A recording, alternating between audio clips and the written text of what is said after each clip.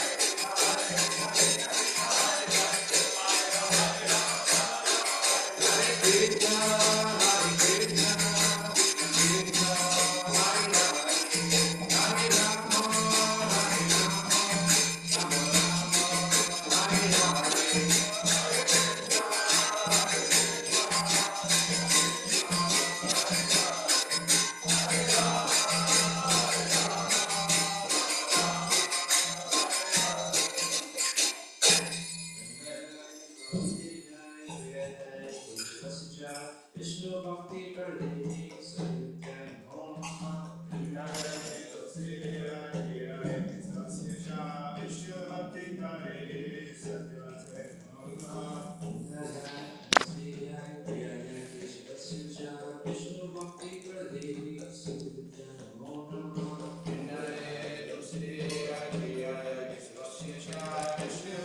Pradini Satyam Om Jai Vasudevaya Priyaya Keshavasya Vishnu Bhakti Pradini Satyam Om Namah Vindaya Vasudevaya Priyaya Keshavasya Vishnu Bhakti Pradini Satyam Om Namah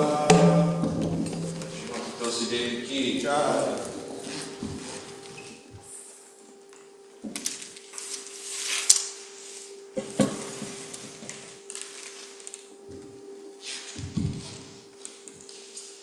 Whether at a life member's home, at a formal lecture before a large audience, or in his room,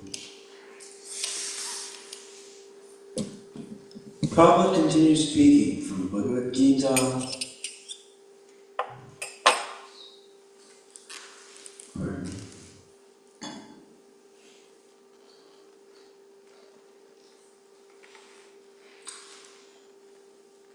Sometimes the devotees criticized certain of Prabhupada's visitors. They met Indians who sat with Prabhupada and presented a facade of godliness, a facade of godliness, but who later smoked cigarettes and showed other signs of low character. Once a group of devotees complained to Prabhupada about these hypocritical Indians, but Prabhupada told them about the story of the bee and the fly. The bee, he explained, always looks for honey, and the fly for a nasty sore or infection. The devotee should be like the honeybee and see the good in others, not like the fly looking for the faults. Prabhupada's disciples discovered that the best way to learn to live in India was to follow exactly what Prabhupada did. When taking prasadam with him at someone's home, they would eat the same foods as he, and in the same order. When he would finish, they would finish, and when he would wash his hands, they would wash. Life in India was strange, even bewildering, and Prabhupada's disciples did not have Prabhupada's vision of his mission in India, but they were following him like little ducks wherever he went. As the devotees came closer to Prabhupada and witnessed more of his unique qualities, they came to love him more than ever. Sitting in his room on a white cushion and leaning back on the white bolster, Prabhupada appeared golden-hued and regal, despite his simple surroundings. The devotees could see that he was unaffected by his surroundings, whether in Los Angeles, where he had lived comfortably amid opulence, or in Calcutta. He was at home in India, but he was not just another Indian, not even just another Indian sadhu. He was unique, and he was theirs. From Prabhupada's first day in Calcutta, he had thought of going to Mayapur, the sacred birthplace of Lord Chaitanya. Bhaktivinoda Thakur, father of Srila Prabhupada's spiritual master and pioneer in spreading Lord Chaitanya's teachings beyond India, had longed for the day when Americans and Europeans would join with their Bengali brothers in Mayapur, chanting the holy names. Prabhupada wanted to purchase land, establish a Mayapur center for his Western disciples, and fulfill the dream of his spiritual predecessors. He had written to one of his godbrothers, "I wish to go to Mayapur to pay my respects to our beloved spiritual master, His Divine Grace, Srila Prabhupada. as well as to complete the purchase of the land. So if Jagmohan Prabhu will accompany us to finish this transaction, it will be very kind of him, and I hope you will kindly request him to accompany us. The followers of Lord Chaitanya accept Mayapur, 110 miles north of Calcutta, to be identical with Vrindavan. 5,000 years ago, Lord Krishna lived in Vrindavan, performing his childhood pastimes. And 500 years ago, Lord Krishna appeared in Mayapur as Lord Chaitanya. For the Gaudiya Vaishnavas, therefore, Mayapur and Vrindavan are the two most dear and sacred places on earth. What better place for ISKCON to have its world headquarters than in Mayapur? But despite various attempts over the past several years, Srila Prabhupada had still not acquired property there. Srila Prabhupada ki jai. Now let us offer respectful obeisances to all the Vaishnava devotees of the Lord, their such desired trees who can fulfill the desires of everyone, and they're full of compassion for the fallen conditioned souls. Anchara Kalpata Vishnu, Vasamidevcha, Tattva Vaishnava.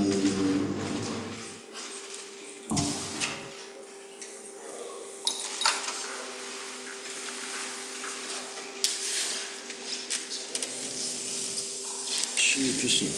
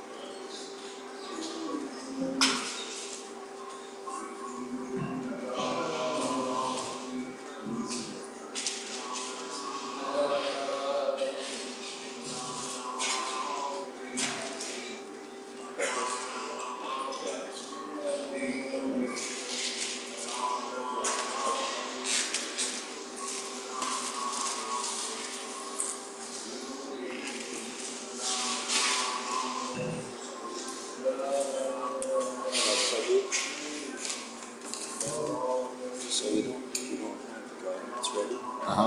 So remain in the front, but I think we're just gonna have to wait. Okay. Just get it done after breakfast and Okay. are you offering lunch? Lunch, yeah. So then you can offer that. Okay. All right, thanks.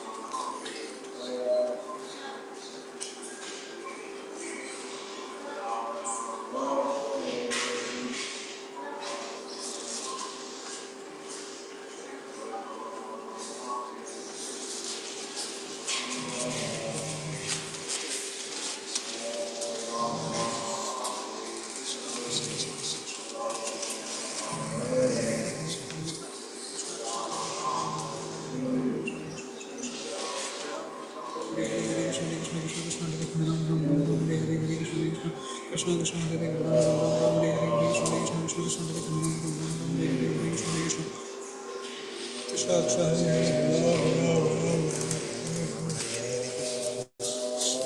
Krishna Krishna Krishna Krishna Hare Hare Krishna Krishna Krishna Krishna Hare Ram Ram Ram Hare Hare Krishna Krishna Krishna Krishna Hare Ram Ram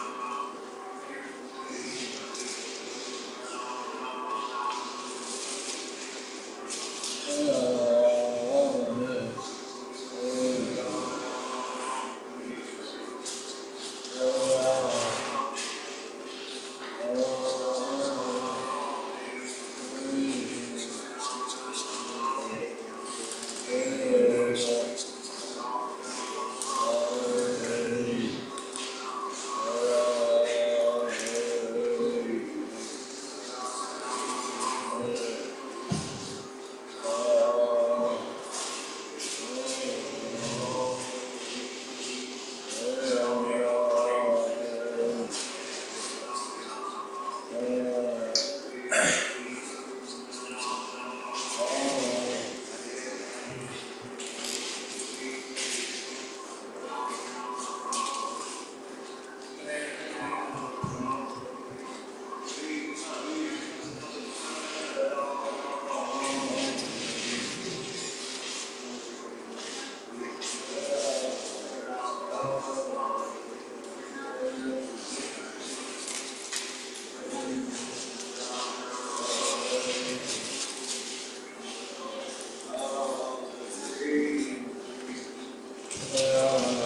Hare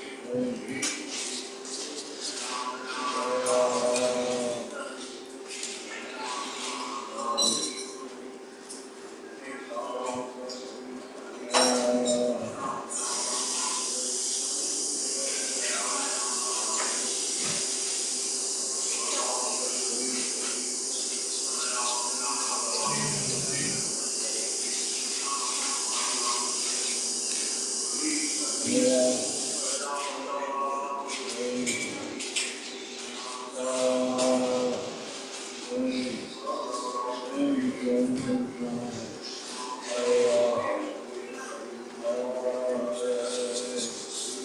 Krishna Krishna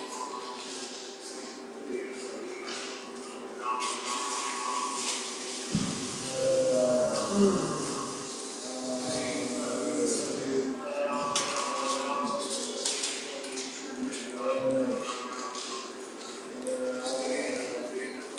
Ram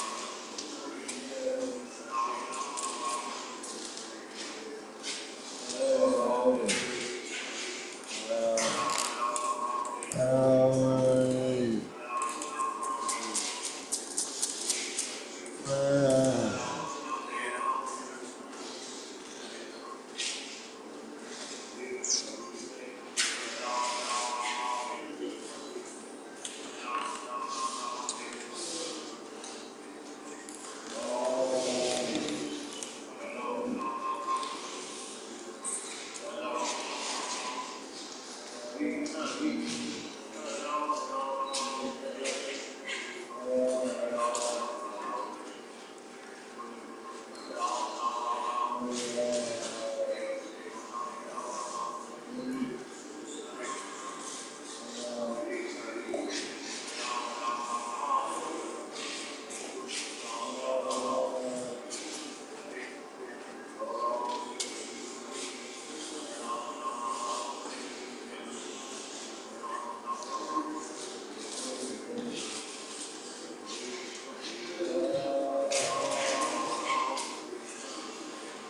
you.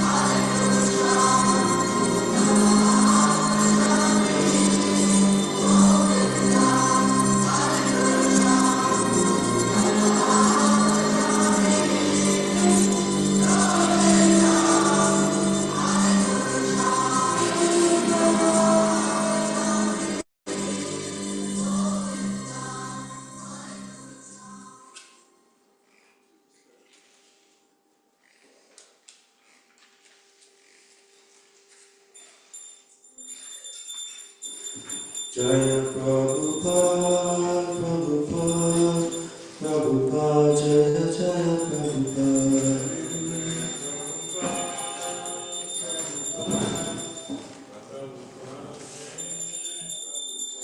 Jaya Jaya Prabhupada, Prabhupada, Prabhupada, Jaya Jaya Prabhupada.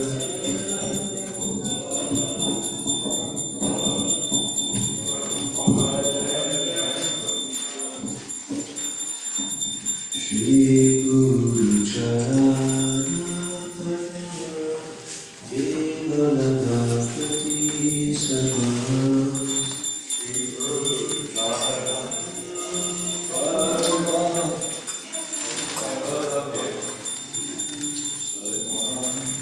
Shri Guru Charana Kevala Bhakti Sarvam.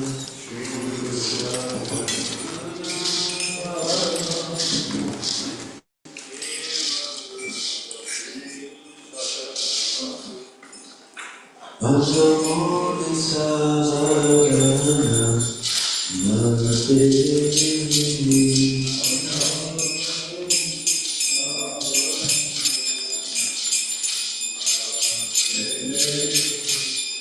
Bhagavani Savadana Namaste.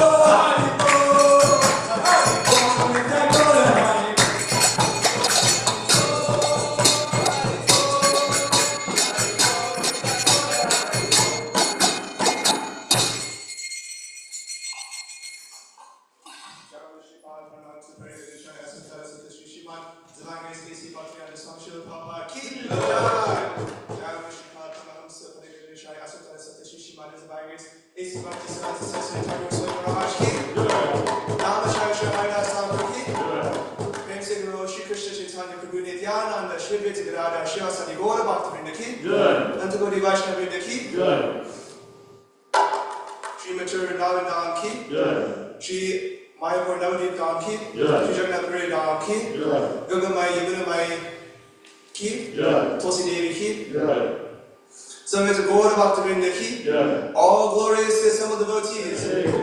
All glory is to some devotees. All glory is to some devotees. All glory is to Shri Guru and Go Ramda. Go Premanande.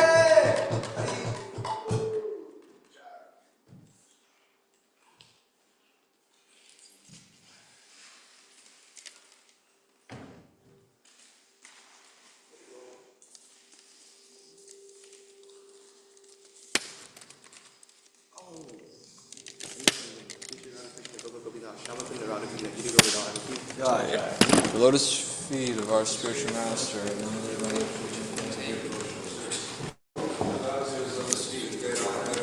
By his grace, one can cross the ocean of material suffering and obtain the mercy of Krishna. My own wish is that my consciousness is purified,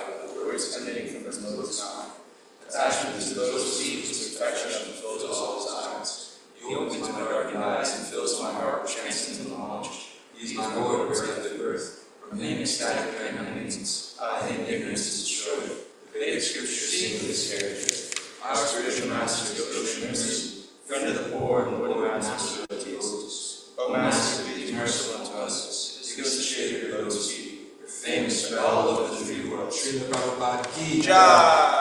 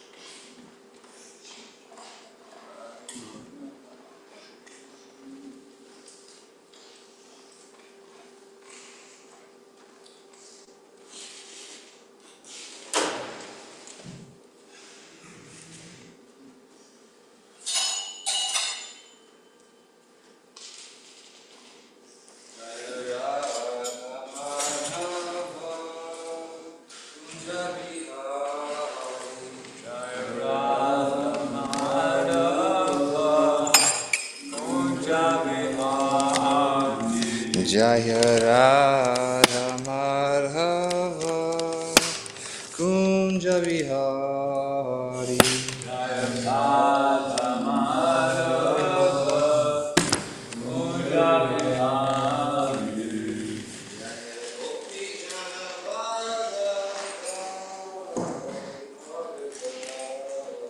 Jaya Gopi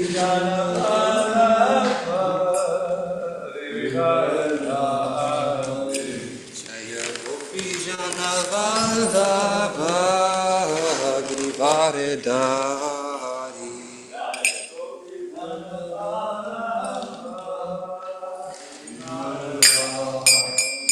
Jaya Gopi Jana Vallabha Giridharidhari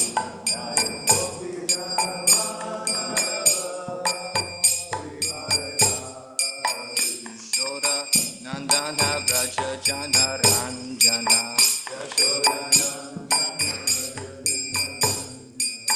Yashoda Nandana Braja Jana Ranjana Yamuna Tira Vanachari Yamuna Tira Vanachari Jaya Radha Madhava Kunja Vihari Jaya Radha Madhava Kunja Vihari Jaya Radha Madhava Kunja Vihari Jaya Radha Madhava Kunja Vihari Jaya Gopi Jana Vallabha Giridharidhari Jaya Gopi Jana Vallabha Giridharidhari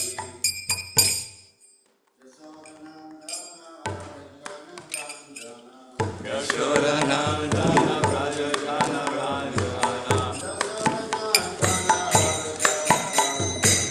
Yashoda Nandana Braja Jana Ranjana Yamuna Tira Vanachari Yamuna Tira Vanachari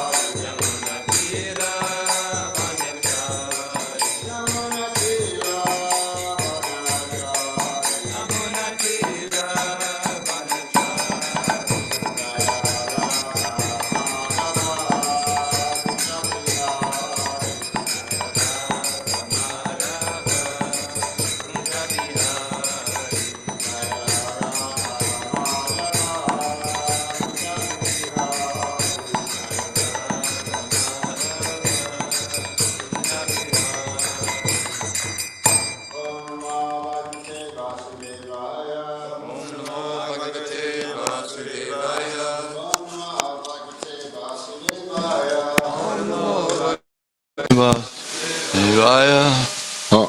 Om Namah Bhagavate Vasudevaya. Om Bhagavate Vasudevaya. So we're reading third canto of Srimad Bhagavatam, chapter 3, Brahma's prayers for creative energy, text 33. Yada Rahitam Aitam Atmanam Atmanam Utendriya Uttam Gunashaye Gunachai Sparupena Vena Myopetam Aopita Pasan Swarajyam Varajam Richati Chiti Yada Raitam Atmanam Atmanam Utendriya Gunashaye Gunachai Sparupena Myopetam Arupena Mayopetam Pasan Swarajyam Richati Swarajam Yada Raitam Atmanam Atmanam Utendriya Gunashaye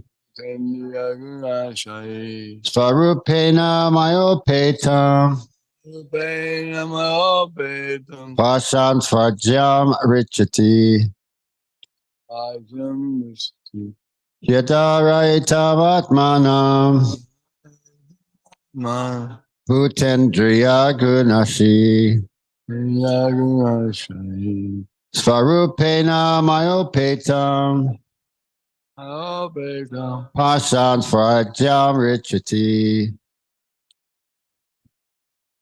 Daraitam Atmanam Yada Raitam Atmanam Jandriya Gunachai Utendriya Gunashaye Arupena Mayopetam Svarupena Myopetam Swarajam Vishti Pasan Swarajyam Richati Yada rahitam atmanam Yada Raitam Atmanam bhutendriya gunashayai Utendriya Gunashaye swarupena mayopetam Svarupena Myopetam pasyan swarajam richtati. Pasan Swarajyam Richati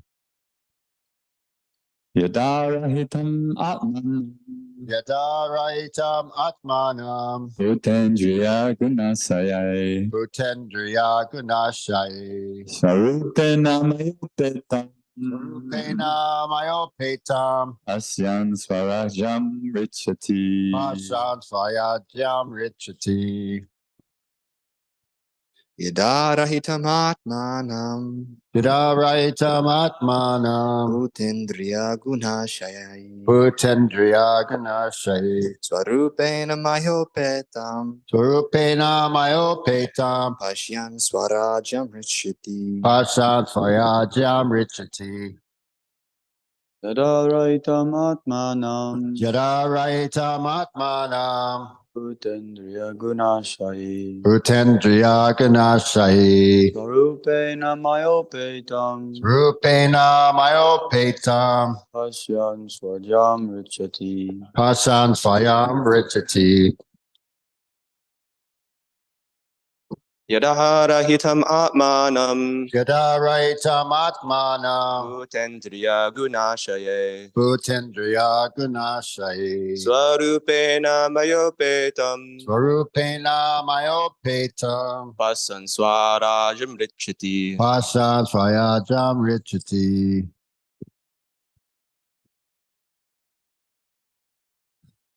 Yadaratam Atmanam Yada Raitam Atmanam Utendriya Gunashayi Utendriya Gunashaye Swarupena Mayopetam Svarupena Myopetam Pasyan Swarajam Richati Pasan Richati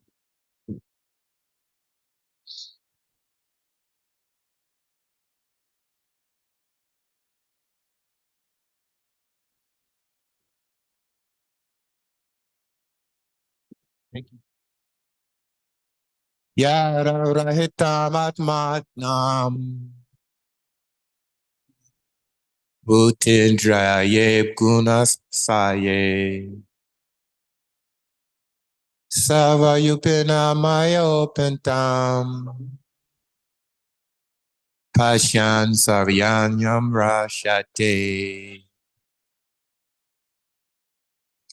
Yata rahitam atmanam Raitam Atmanam Bhutendriya Kunasai Bhutendriya Gunashai Swarupena Mayopetam Parupena Mayopetam Pasyan Swaracham Rachati. Pashan Swayajam Richati. That's everyone chanted. Okay, we'll chant word by word synonyms. Yada. When. Rahitam. Freed from. Atmanam. Self. Bhuta. Material elements. Indriya. Material senses. Guna Ashai. Under the influence of the material modes of nature. Srupena. In pure existence. Maya. Me. Upetam. Approaching. Pashan. By saying. Swarajyam. Spiritual kingdom. Richati. Enjoy. Translation and purport by His Divine Grace A.C. Bhaktivedanta Swami Srila Prabhupada. When you are free from the conception of gross and subtle bodies, and when all your senses are free from all influences of the modes of material nature, you will realize your pure form in my association. At that time, you will be situated in pure consciousness. In the Bhakti Rasamrita Sindhu, it is said that a person whose only desire is to render transcendental loving service to the Lord is a free person in any condition of material existence. That service attitude is the Svarupa, or real form of the living entity. Lord Sri Chaitanya Mahaprabhu in the Chaitanya Charitamrita also confirms this statement by declaring that the real spiritual form of the living entity is eternal servitorship to the Supreme Lord. The Mayavad school shudders at the thought of a service attitude in the living entity, not knowing that in the transcendental world, the service of the Lord is based on transcendental love. Transcendental loving service is never to be compared to the forced service of the material world. In the material world, even if one is under the conception that he is no one's servant, he is still the servant of his senses, under the dictation of the material modes. Actually, no one is master here in the material world, and therefore the servants of the senses have a very bad experience of servitude. They shudder at the thought of service because they have no knowledge of the transcendental position. In transcendental loving service, the servitor is as free as the Lord. The Lord is Swarat, or fully independent, and the servant is also fully independent, or Swarat, in the spiritual atmosphere, because there is no forced service. There, the transcendental loving service is due to spontaneous love. A reflected glimpse of such service is experienced in the service of the mother unto the son, the friend's service unto the friend, or the wife's service unto the husband. These reflections of service by friends, parents, or wives are not forced, but are due only to love. Here in the material world, however, the loving service is only a reflection. The real service or service in Svarup is present in the transcendental world in association with the Lord. The very same service in transcendental love can be practiced in devotion here. This verse is also applicable in the Jnani school. The enlightened Jnani, when free from all material contaminations, namely the gross and subtle bodies together, with the senses of the material modes of nature, is placed in the Supreme and is thus liberated from material bondage. The Jnanis and the devotees are actually in agreement up to the point of liberation from material contamination. But whereas the Jnanis remain pacified on the platform of simple understanding, the devotees develop further spiritual advancement and loving service. Jai Gaur Nitai Ki Jai. which is enhanced on and on up to the point of Madhura Ras, or transcendental loving service reciprocated between the lover and beloved. So this is good. So this point here, that our actual Swarup is transcendental loving service, right? So what they're saying is, in the 5 different types of relationships, or the service attitude that the devotee develops, the form follows the devotional service. So first he's saying that you're coming in and out of your Swarup, or you're coming in and out of your devotional service, or your specific mood for devotional service, until something called inheritance occurs. Okay, that's when you inherit the same qualities as the Lord, and as free as the Lord, or Swarat, and that you're steady in your devotional service, and that your specific form follows your devotional service. So like this was explained to me before. Nanda Maharaj, he's preparing and planning festivals for Krishna, right? Mother Yasoda, she's planning and making clothes, dressing Krishna, the specific ornaments, right? And they're cooking for Krishna. You know, Mother Yasoda and Radharani and the gopis, they're cooking for Krishna. So they're all being serving Krishna in these types of relationships, when we dress the deity, or when we cook for the Lord, or prepare for festivals like that. So that's actually like in the mood of Nanda Maharaj, or in the mood of Yasoda, in the mood of the gopis. Actually, there was a big controversy. Ramaswar, he said that Sankirtan book distribution is in the mood of the gopis. And it went Prabhupada, and it went, as Prabhupada goes, yes, that's right. You know, so what they're doing, they're introducing the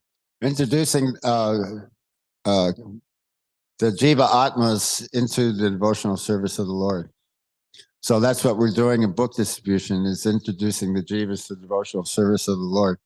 So it's, you know, it's got a parallel like that. And so he was talking about like how in the last few verses, there was like 5 stages that are being described.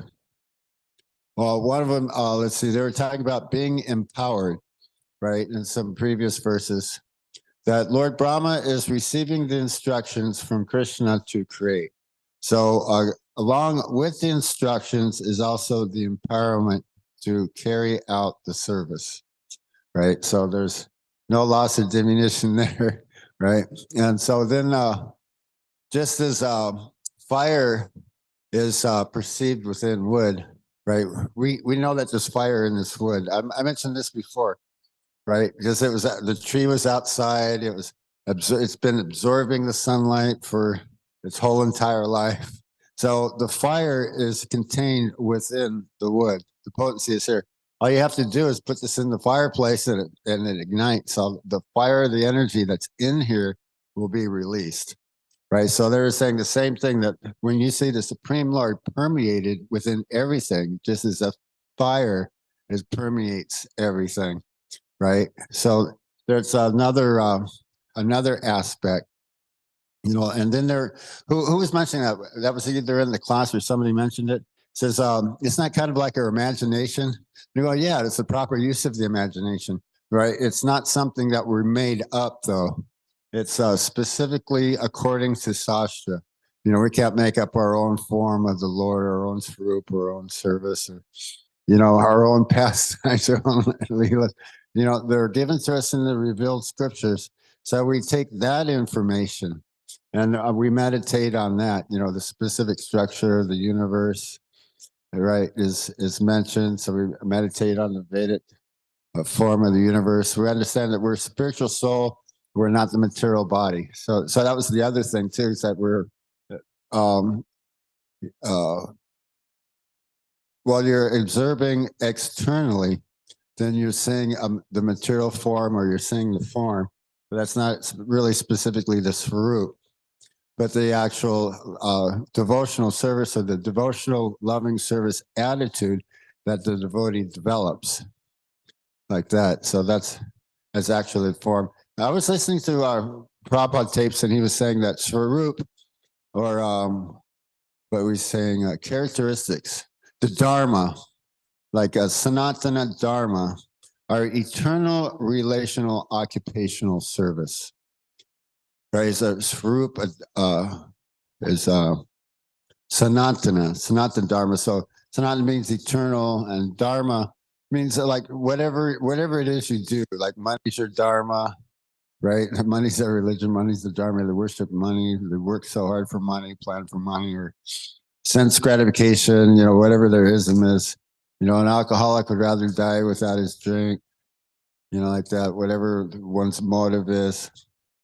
How to have better sex life, right? So but the actual characteristics of the actual spiritual soul, its actual real Dharma, eternal Dharma, is eternal service, is loving devotional service to the Supreme. Prabhupada was saying, in a comparison, there's sugar and salt, it looks similar, right? So the Dharma of sugar is that it's sweet, and the Dharma of salt is that it's pungent, and the Dharma of chilies is that it's hot and spicy. Now, if the chili isn't hot and spicy, and if the sugar isn't sweet, and if the salt isn't pungent, then it isn't sugar, salt, or chilies, right? It's something else, right? So that's probably what I was saying. So, let's see. So that's the eternal occupation of the soul is loving devotional service to the Lord. And then the specific form, like if you're going to be like Yashoda or the gopis, or you're going to be like the cowherd boys in friendship, or be like Nanda Maharaj and arrange for festivals, then that's the form that you can inherit when you. And then there's he was quoting the Harinam Chintamani, right? And he was saying that what was stated is that one, or in the Harinam Chintamani, Bhaktivinoda Thakur was discussing something that Jiva Goswami had written. And he said it wasn't for thousands, but it's for hundreds. That one can come up to the Madhyam Adhikari platform for hundreds of lifetimes and still not be able to get past that specific point. And they're saying that actual subtle form is still thinking in like in the envious, impersonalistic way of being taking Radharani's position and taking Krishna's position. The servitor is Radharani, and then the advanced stage, Krishna, right? He's the object of worship, right? So if one on the subtle platform is thinking that they're like an advanced devotee, then they can't progress past that point. That's why he was stressing that Prabhupada was saying that if you engage in devotional service and engage in devotional service properly and are properly situated, then everything is automatically revealed. So this is what he's saying. Automatically, you don't have to do anything, any other extraneous endeavor, right? And so then they're talking about obstacles. He said, well, an obstacle can be an obstacle if you take it to be an obstacle. Actually, there actually really aren't any obstacles. It's only within our minds that they're an obstacle. It's either a favorable or unfavorable condition. And that's what is it? The function of the mind is accepting, rejecting. It's always seeking for pleasure, and seeking through pleasure through senses, and that's what they were talking about. How the spiritual soul is receiving the specific data or the stimuli.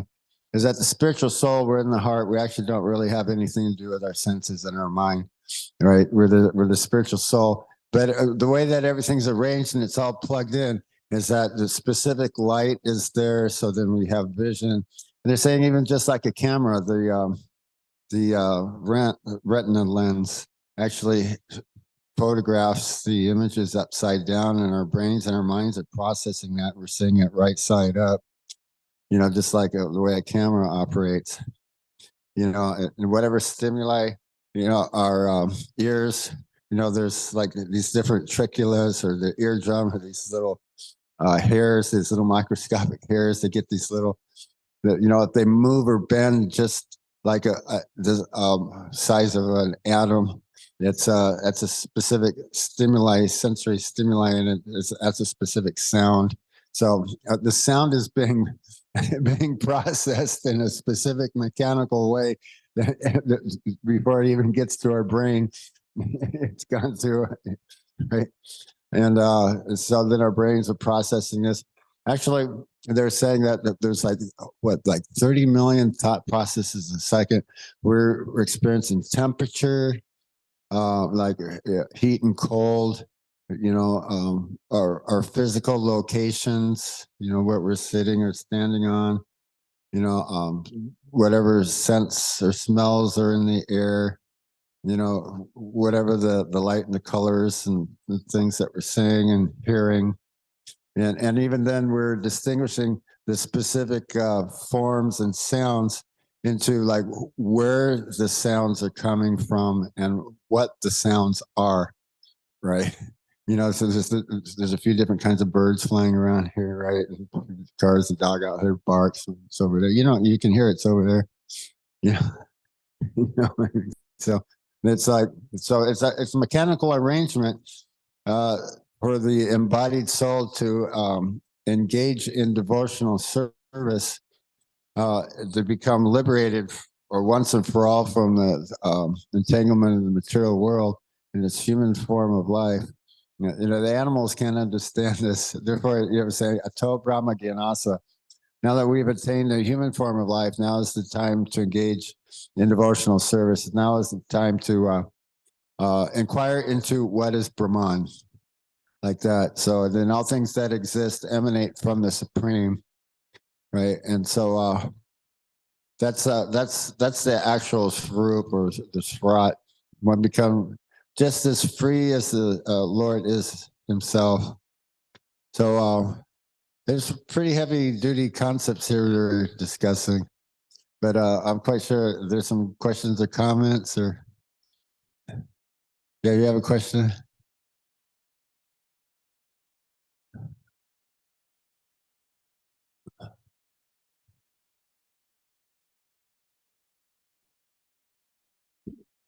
Hare Krishna. Thank you for the class. Some of the concepts and analogies are explained like a lot, and but I really thank you for taking the time to explain the fire and wood analogy, because it finally it like answered. I had a question in my heart yesterday. I was like, okay, so am I supposed to just like try to see Mama and everything, and like, because my mind's already like overloaded half the time, most of the time, and so I was like, oh, this is going to be difficult. But the treatment to like you said, Srila Prabhupada says fire is in wood. Is it the potential for fire or the actual like energy of the fire is in the wood, right? Yeah, the energy of the fire is in the wood. Yeah, it's been stored up. Yeah, so it's both. It's got the potential, but the only reason it has the potential is because it has the energy. Mm-hmm. So when it's the proper time, then it's released. When it's exposed to fire in the proper conditions, like that. So it connected the dots for me, because I'm, when seeing living entities, we are conditioned to seeing them on the gross form, and but if we see that the energy or consciousness is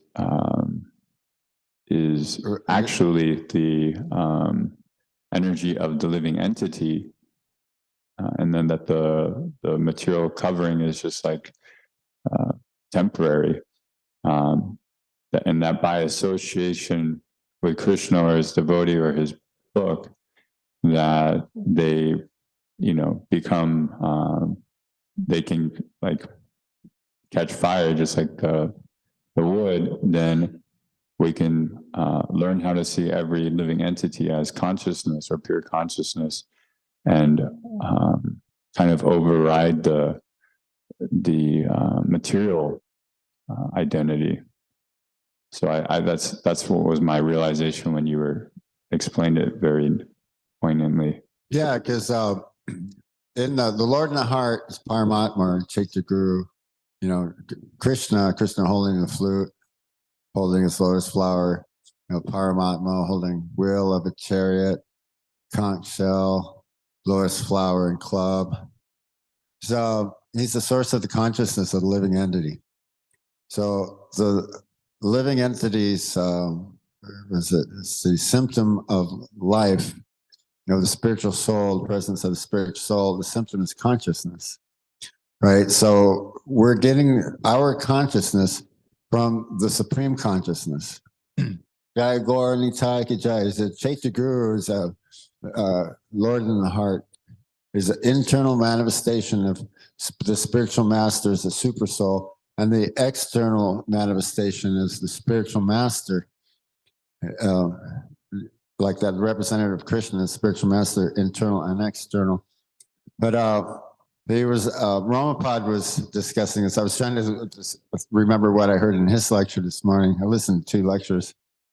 So he was saying the form of the dog, he's really covered over. The verses in Bhagavad Gita is that all the living entities, follow their path, right? They're which is enunciated by the Lord, by the Supreme. Right? What is it? All living beings are, that verse? It's like all the living beings are following Krishna's directions and Krishna's orders, even in the,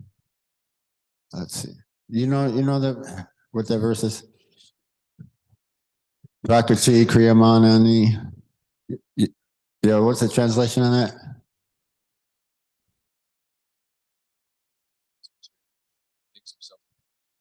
Oh, things themselves to be doer activities, but in actuality carried out by nature. Yeah, that's applicable to this too, this verse too. That even the devotees that they're not engaged in devotional service, the living entities that are engaged in Maya's service, they're still following Krishna's directions, just that they're absorbed in Krishna's Maya, right? Like the dog is performing, he's saying, not a very high standard of devotional service. He's thinking that he's a dog and he's acting on the dog level, and that's the only thing he can actually do according to the modes of material nature that the dog is inherited, right? So here's discussing that. But yeah, the bewildered spiritual soul thinks himself to be the doer of activities, while in actuality are carried out by nature. So in the previous verses here, Krishna is instructing Brahma to create the universe and to have offspring to populate the universe. And he's promising Brahma he won't become influenced by the mode of passion. Right. And then I was thinking about that too, is that Brahma, he's the demigod of the mode of passion. Lord Shiva, he's the demigod of the mode of ignorance. But Lord Shiva is not absorbed in the mode of ignorance, and Brahma is not absorbed in the mode of passion. But that's their service. And then Vishnu is considered to be the mode of goodness. But of course, Vishnu or Krishna is transcendental to the mode of goodness. It's Visuddha Sattva or Vasudeva Sattva. But he maintains his goodness and maintains. So everything that comes into existence and then is maintained and then deteriorates. Like that. There's 3 phases of existence, everything in its own time. Yeah, any other question points? Yeah. I guess we still have like 10 minutes or so.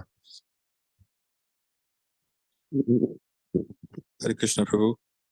I have a question about a point Prabhupada makes in the purport. It's maybe a philosophical point that someone might bring up if we're out preaching or something. And it could be nice to hear you elaborate a little more on it. Prabhupada says, factually, no one here in the material world is master, and therefore the servants of the senses have a very bad experience of servitude. So even the word service brings up this feeling within me, being a servant of someone. This is not right. It's purely desirable. Yeah, it's against our nature. Yeah, it's like we're the boss of our families, right? So, but then we got to go to the boss. We got to submit to the boss in order to maintain the family. You know what I mean? So we got to be subservient to the boss. So everyone's subservient to someone, and someone's the boss of someone. Yeah, but go ahead with your explain. Well, my question is, if it's so clear that we're not the master here in the material world, then why do we try like anything to be the master here? And if we have such a bad taste in our mouth trying to never being able to fulfill our desire for enjoyment here, then why do we keep trying over and over? Right, because we don't have a positive engagement yet. We haven't met a devotee that gave us Prabhupada's books yet. So yeah, due to ignorance, without having a positive engagement, like there was a song by Cream, "We're Going Wrong." It's like this bluesy song. We're really off on the deep end, going wrong. What I mean? The whole world is like, what do they call it? Ball of confusion. That's what the world is today. So there were kind of like philosophical, esoteric principles and concepts. Although it's expressed in a material platform, but that's actually really the fact. The world is crazy. It's what Krishna says in the Bhagavad Gita is a world lost to themselves, right? And they don't know what's to be done and what's not to be done. And everything that they're doing is the recipe for destruction of the world. So everything they're doing is sinful activities, right? Meetings, causing wars and destruction, killing the animals and in fact, what I was listening to, Roman Pod was talking about how there was this book. It's not a very big book, but it's been reprinted about like 32 times. And it was written by a Jewish psychologist who happened to have survived the Holocaust. And a little background on that is that when it was time for him to go to the showers, there was some sort of loud noise or something happened, and it had to be canceled. And all the soldiers, had to attend to whatever that noise was, or whatever happened. And so he was spared. He wasn't gassed treatment in the showers. So he was writing this book, and what he was talking about, how even in his reflections in the worst of all situations, being actually saved from the clutches of death, how a person can what was he overcoming the obstacles. And not only that, but not giving up and not giving in, but to remain, steady, confident. That's one of the principles in Krishna consciousness, to endeavor with confidence, right? So, does that make sense? Yeah. Oh, you look. Can I see that? Does anyone? There's a point here, which is like very, feels like a high standard, about the real service or service in Swarup is present in the transcendental world. So like, is it an offense to not know the spiritual master Swarup or a devotee Swarup? Oh no.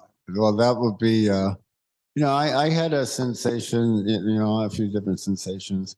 One time I was chanting Hare Krishna, and it was like I was chewing the grass, like I was a cow. Another time it was like I was like a swan on the lake. Or another time I was touched in some personal place, and I was thinking, I was offended, right? But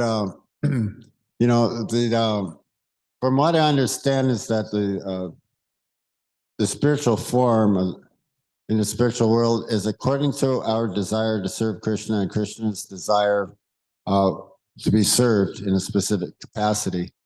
And from what I understand, everything is eternal, right? And we're engaged in pastimes, but that somehow or other our relationships or our desire to serve Krishna in one form or another can be facilitated according to our desires.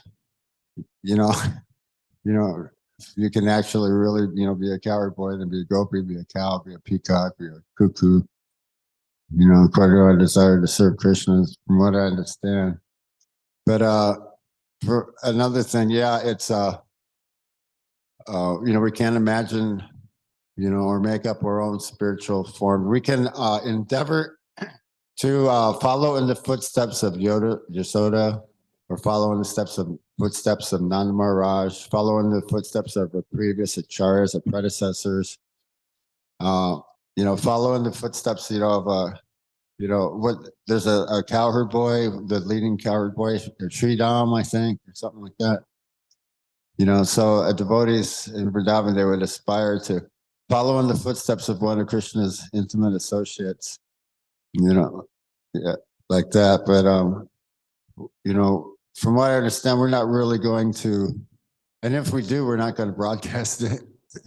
Whether we've got to realize our spiritual forms in this life or not. It's possible, or what the spiritual master's form actually is.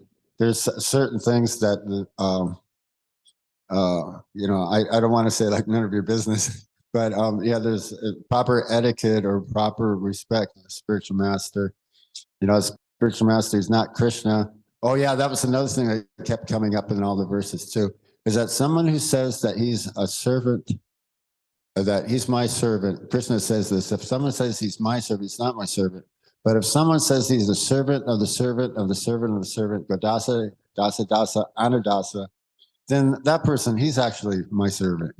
Like that. So the spiritual master, he simply says that he's the servant, the humble servant of his spiritual master, following the line of disciplic succession and like that, so yeah. Yeah, does that answer your question? Or? Yeah, in fact, there was something coming up. There was a book, and it was by Narayan Maharaj. And according to astrological calculation, they were determining if certain persons came from Vishnu, or if certain persons came into this life from the hellish planets, or certain persons in this life came down from the heavenly planets,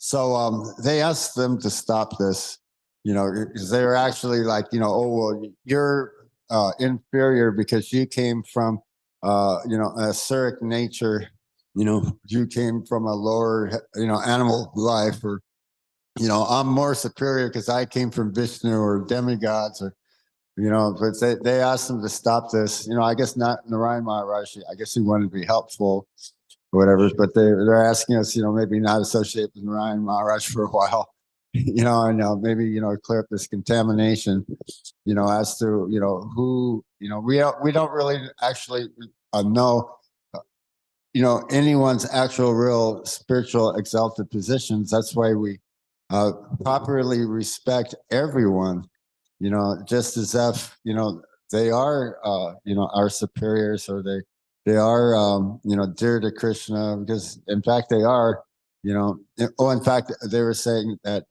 one should never think of the spiritual master as an ordinary person, but that the spiritual master is so great that we couldn't actually even really understand or understand his, comprehend how great the spiritual master actually really is. Like that, Yeah. Does that answer your question? Or? Yeah. Yeah. Yeah. Oh, yeah. Because I guess, they were starting something called like the Kshatriya Club, and they were martial artists. They're practicing karate, and they're out in front of the temple all night long. But and so they're also engaging in some other things too. Like the mood of the cowherd boys. Because what is it? Lord Nityananda used to twirl the dandas or the sticks.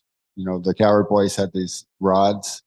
They twirl them and fight with them and stuff like that. So then, in competition. So now all of a sudden, they're thinking they're in the mood of the cowherd boys, the Kshatriya clubs, or persons, like, oh, right, there was this Gopi club. And they invited Srila Prabhupada to come to the Gopi club. And Prabhupada said, what? They didn't even ask me my permission, right? And so they gathered all the persons that were responsible, were part of this Gopis club, and what they wanted to do is purify this thing, and it's an offense.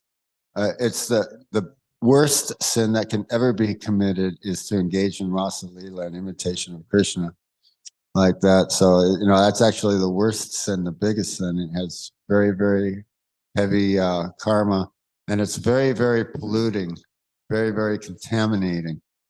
Like that, so they wanted to purify this, this thing, like that.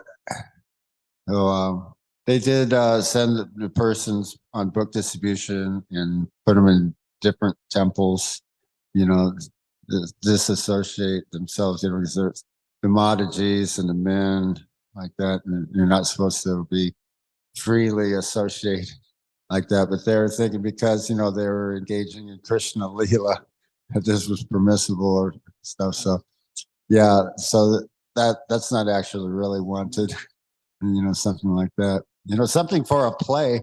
Prabhupada was writing a play, or he had a play by Sanatana Goswami or Jiva Goswami, or if it's properly done according to the scriptures, but not something, to be on some level of that we're actually really not on, and then, to imitate and engage in, those types of activities, Yeah. Does that answer the question on that, or? Yeah. So do you have a question over there? Krishna. Okay, I opened to this morning. I usually just start coming and I'll go through what I go through in order to go into the Bhagavad Gita. Chapter 11, and just going straight from the translation. Therefore, get up and prepare to fight. After conquering your enemies, you will enjoy a flourishing kingdom. They are already put to death by my arrangement, and you, O Savyasan, can be but an instrument in the fight. Savyasan refers to one who can shoot arrows very expertly in the field. Thus, Arjuna is addressed as an expert warrior capable of delivering arrows to kill his enemies. Just become an instrument. Niminta matram. This word is also very significant. The whole world is moving according to a plan of the Supreme Personality of Godhead. Foolish persons who do not have sufficient knowledge think that nature is moving without a plan, and all manifestations are but accidental formations. There are many so-called scientists who suggest that perhaps it was like this, or maybe that like that, but there is no question of perhaps and maybe. There is a specific plan being carried out in the material world. What is this plan? This cosmic manifestation it's a chance for the conditioned souls to go back to the Godhead, back to home, as long as they have domineering mentalities, which makes them try to lord it over material nature. They are conditioned. But anyone consciousness is most intelligent, the creation and the destruction of the cosmic manifestation are under the superior guidance of God. Thus, the battle manifestation are under the superior guidance of God. Thus, the battle of Kurukshetra was fought according to the plan of God. Arjuna was refusing to fight, but he was told that he should fight and in the same time desire the Supreme Lord. Then he would be happy. If one is in a full Krishna consciousness, and in his life is a devotee to his transcendental service, he is perfect. I came into this knowledge in 1996. I took on the Sanskrit name of Bhakti. I know it means devotional service, but as I studied, I came into the realization of two words that described it to me in my growth and development. It's divine love. See, when I give service every day around here, it's not just here, it's everywhere I go. And see, it's something about serving and staying in motion in Krishna consciousness, regardless of opposition.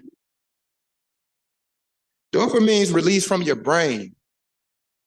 And the awakening of Krishna consciousness goes to a higher plane of existence. But if one does not do this and still have a lot of characteristics of the Kali Yuga influence, hey, you as an individual may be on your own playing field with Krishna for an appointed time. But with that being said, my question to everyone is, are any one of us in a pure state? And are any of us demigods? Yeah, I guess that we couldn't actually really say, but the spiritual master is a sum total of all of the demigods. And one who's a saintly person, he's referred to as a deva demigods. So my question was, is anybody here in a pure state of consciousness or a demigod? We know Krishna is one, but I'm asking of us here. Yeah, we accept ourselves as being maybe a little more pure and a little more refined from when we first came, you know, but I don't think anybody got to actually really say that they're actual really pure devotee, you know. Transcendental. Yeah, we're aspiring, by engaging in a transcendental process, the means is the goal, right? And the goal is the means. So the whole idea of engaging in devotional service, unmotivated, uninterrupted, is to engage in unmotivated devotional service in loving and devotion. So the goal is devotional service, and the method to reach it is devotional service. So it's devotional service in practice by studying and controlling the senses under the instruction of the spiritual master, engaging in practical devotional service. And gradually one becomes purified. And then when there's no other engagements other than pure devotional service, the devotee has no other desire other than the service of the Supreme Personality of Godhead, and just can't think of anything else but Krishna. They're saying the devotee actually just loves Krishna like that. So, you know, so that's the goal is the means, you know, chanting under regulation and practice of controlling the mind to practice to actually engage in pure chanting, you know, nam-bas without any offenses, you know. Yeah, does that answer your question? Or? Just dialogue. Serve Krishna with a pure heart. Krishna. Yeah, thank you very much. Yeah, purity is the force. Is there any other questions or comments, or we can end class there? Okay, Srimad Bhagavatam class ki jai.